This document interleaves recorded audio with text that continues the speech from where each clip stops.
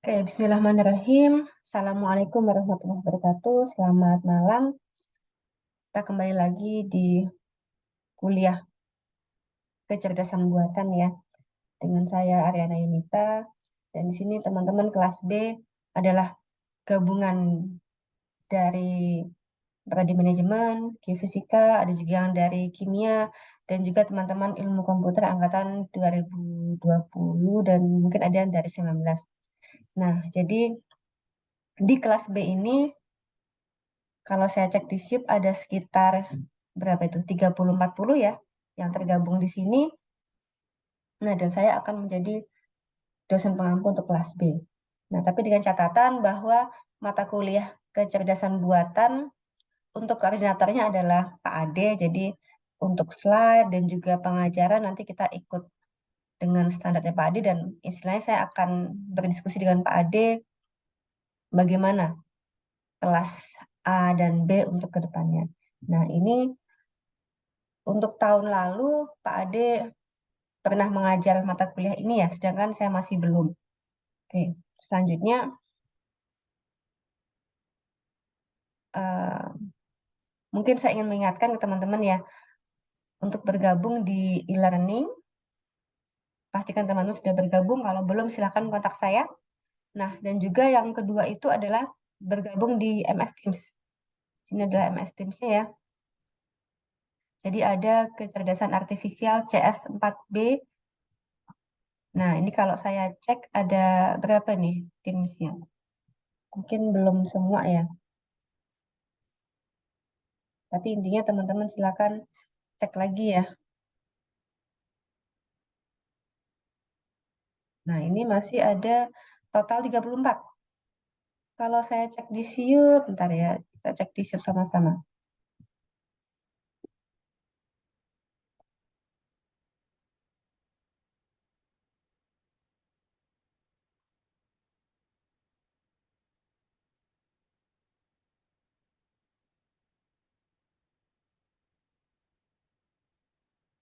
Uts,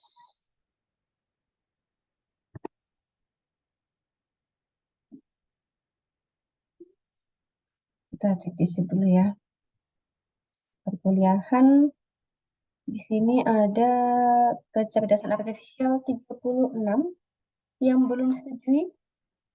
Ada 43 minus 36, 36, 4, 7. 7 masih belum setuju ya. Jadi silakan jika memang teman-teman belum disetujui, segera kontak dosen wali. Oke, jadi asumsinya yang tergabung di MS Teams masih 30, tadi 30 sekian ya, lupa sedikit berapa tadi. Ini 34. Nah, jadi masih ada dua nih. Masih ada dua yang belum tergabung di MS Teams. Oke, untuk e-learning ini juga saya belum cek lagi, silakan ya cek ulang. Nah, kita kembali ke mata kuliah kecerdasan buatan. Untuk pertemuan pertama, mungkin ada sebagian yang sudah ikut kelasnya Pak Ade, waktu itu dijelaskan secara online ya, dan saya ada di kelas. Untuk silabusnya, silakan bisa cek di e-learning ya. Jadi memang mata kuliah ini kecerdasan buatan menjadi istilahnya apa ya? Ya, salah satu milestone yang penting buat teman-teman ketika ingin melanjutkan mungkin ke mata kuliah lainnya, misal machine learning ataupun terkait dengan apa lagi? Mungkin mata kuliah yang berkaitan dengan AI ya. Ya, jadi di sini sudah ada tahapan-tahapannya, materinya apa saja yang dirancang oleh Pak Ade. Nah, dengan asumsi kita UTS nanti akan belajar tentang ini ya, intelligent agents, logic agents, solving problems, adversarial search, dan lain-lain. Nah, untuk penilaian kita juga akan samakan dengan kelas A, yaitu kuis 10%, 20% tugas, UTS 30, dan UAS 40. Nah, tapi dengan catatan, ketika memang nanti kita di kelas, mungkin nanti akan sedikit ada metode yang berbeda ya pengajarannya. Jadi kita ikut style dosen masing-masing. Misal Pak Ade style bagaimana, kalau saya style bagaimana. Oke, mungkin yang membedakan dengan kelas A, di kelas B nanti saya menuntut teman-teman untuk yang aktif, teman-teman yang lebih bertanggung jawab, dan juga intinya ya kewajiban teman-teman ya, that's your responsibility to learn and to read and perhaps to share with others. Jadi silakan teman-teman nanti lebih banyak aktif ya, aktif belajar, dan juga nanti mungkin teman-teman yang akan share ataupun presentasi ke teman sekelas lainnya. Oke, ini sudah dijelaskan oleh Pak Ade, saya mungkin tidak menjelaskan ulang ya. Tapi intinya kita di kuliah pertama itu kita membedakan apa ya istilahnya. Kita harus tahu mendefinisi AI.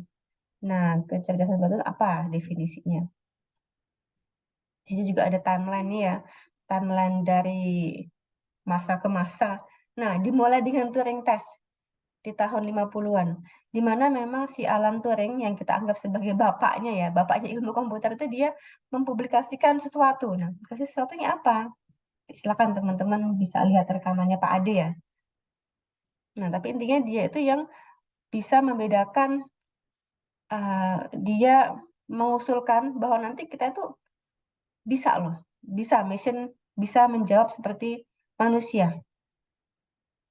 Nah, ini juga sudah dijelaskan oleh Pak Ade. Mungkin kita lewatin ataupun intinya kita lanjut ke yang lain. Nah, beberapa definisi AI, misalnya terkait dengan ini ya, thinking humanly, rationally, acting humanly, rationally. Silakan teman-teman baca lagi ulang. Kalau memang teman-teman tidak masuk di kelas minggu lalu, ya silahkan coba dibaca ya.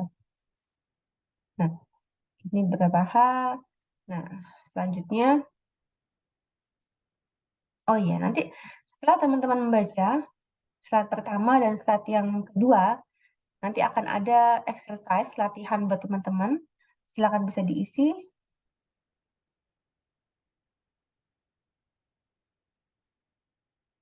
Kalau di kelasnya Pak Ade berupa pilihan ganda ya. Nah, di kelas saya coba untuk ya esai lah. Kita menuliskan ya, nggak hanya memilih. Silakan teman-teman menjawab ya dan mengisi. Hmm. Nanti mungkin absen juga akan saya ambil dari sini. Jadi misalnya teman-teman belum absen ataupun sebaliknya sudah absen tapi tidak mengerjakan, nanti akan saya anggap tidak masuk di kelas kedua. Oke, back to e-learning again. Nah, jadi juga ada materi tentang intelligent agents, agen cerdas. Nah, agen cerdas ini adalah inti inti konsep dari AI. Nah, silakan teman-teman coba baca dulu ya. Saya yakin teman-teman pasti punya kecepatan membaca yang berbeda-beda. Silakan teman-teman coba pelajari terkait apa itu agent, apa itu environment-nya, contoh-contohnya bagaimana. Nah, begitu pula dengan macam-macam agent. Jadi macam-macam agen itu apa? Ada macam-macamnya ya. Ada 4 tipe dasar agent. Nah, selanjutnya ini lumayan teman-teman butuh fokus intinya begitu ya. Nah, kalau misalnya di zaman dulu sebelum ada internet, mungkin informasi itu sedikit.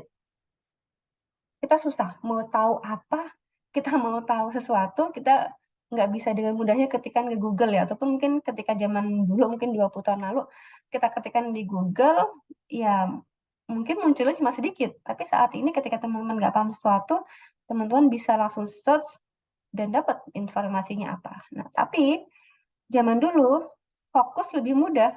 Nah, beda dengan zaman saat ini. Fokus agak-agak susah nih, iya kan ya? Jadi saran saya teman-teman silakan fokus, ya boleh baca doa dulu, niat dulu belajar itu ya. Silakan dibaca. Kalau dibaca silakan mengerjakan tadi ya soal keaktifan, soal kuis yang saya berikan. Oke, kalau sudah membaca ini, sudah mengerjakan, nah what's next? Minggu depan saya minta teman-teman untuk yang menjelaskan materi minggu 3 dan selanjutnya. Oke, masih ingat waktu di hari Rabu saya minta teman-teman untuk please come, tolong datang ke kelas gitu ya.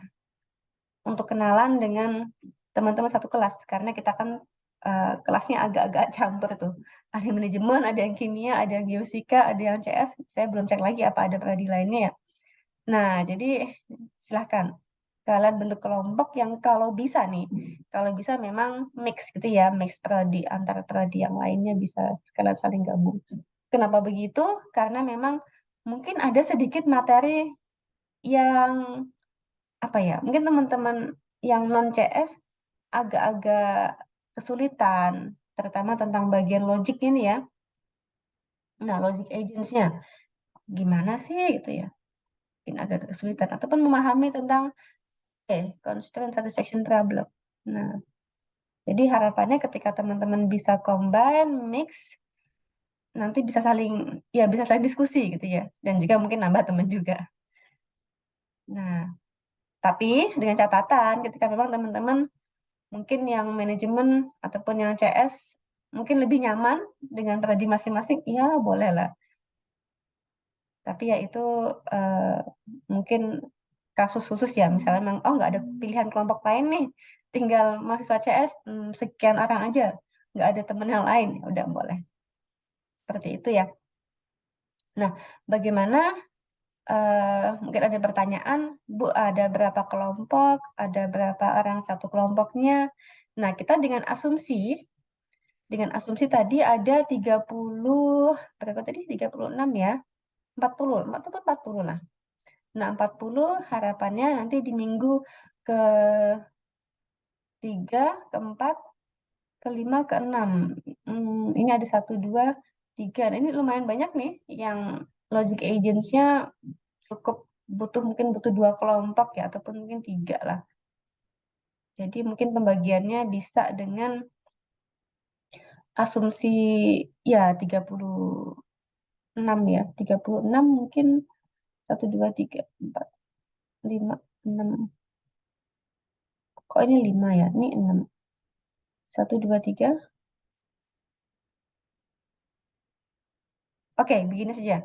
Dibagi menjadi 10. 10 kelompok satu kelas. Jadi asumsinya 36 dibagi 10 jadi ada 3 sampai dengan 4 ya nanti ya. Jadi bagaimana pembagiannya? Kelompok 1 silakan bisa menjelaskan solving problem by searching di bagian awal.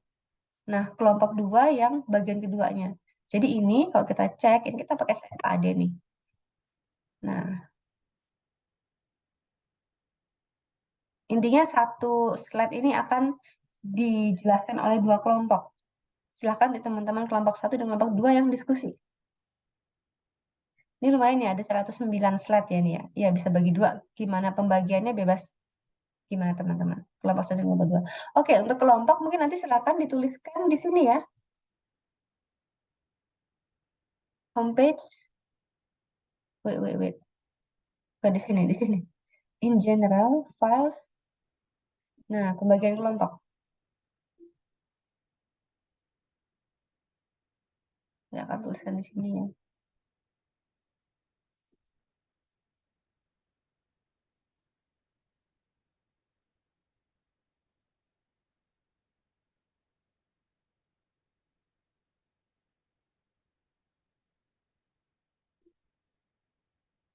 Sini ya, silakan tuliskan teman-teman.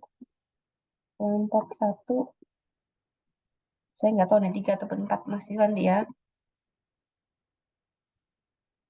Kalau 4 tinggal tambahin aja nanti ya garisnya ya.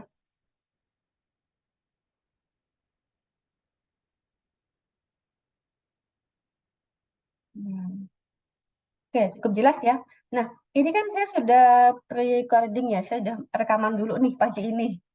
Tapi nanti malam mungkin kita ya bisa lah ya, boleh kita yang sinkronusnya.